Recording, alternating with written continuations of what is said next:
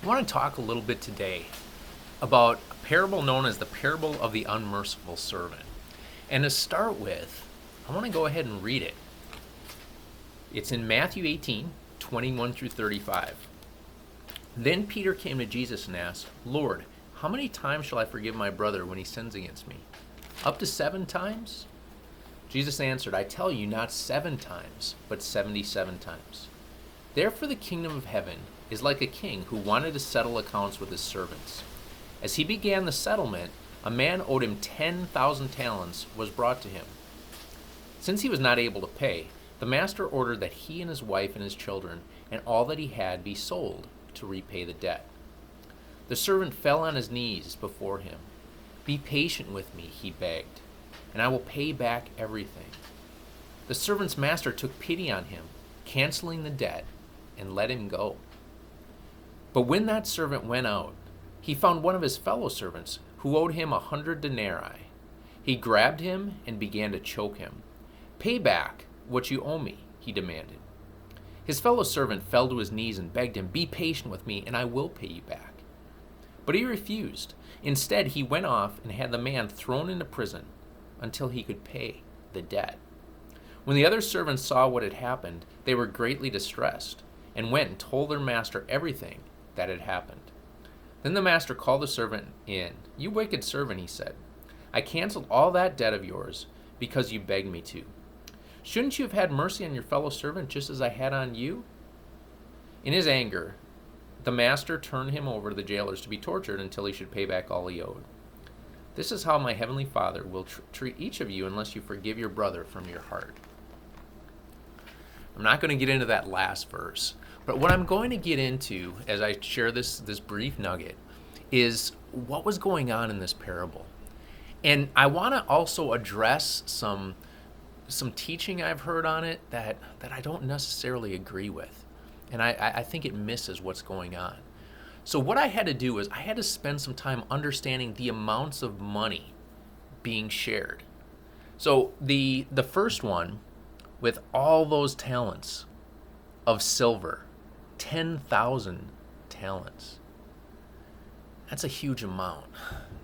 And it's an amount that would be billions of dollars, just a ridiculous amount.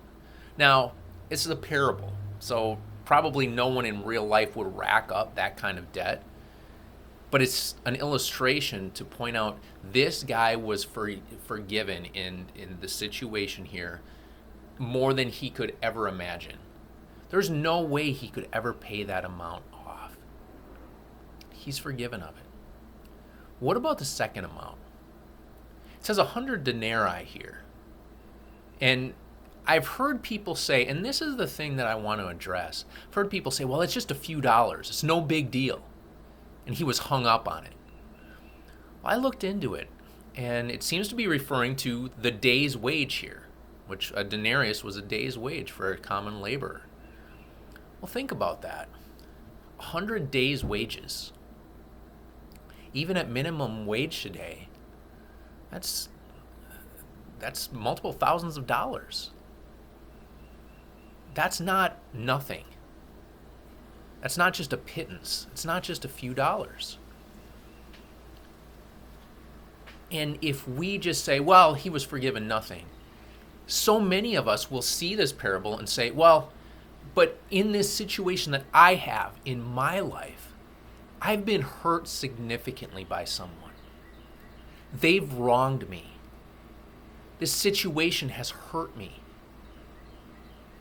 And we need to see that forgiving that debt, or even waiting on it, would take some patience. And it would be a cost for him to just forgive that debt, the unmerciful servant. And as we are wronged, to just say, well, that's nothing, that's insignificant, we know that's not true in our minds and in our hearts. But the point of the parable sure seems to me to be the vast amount of forgiveness that we've been given. So that when we see situations where we've been wronged and we feel pain and we feel hurt, We can look to the cross, and we can look to the amount that we've been forgiven. And it can help us as we interact with others who legitimately wrong us, hopefully helping us to have the grace and the willingness to forgive them, even though it's tough, even though it's hard. Fueled, us doing it being fueled by the grace and forgiveness of God towards our great debt.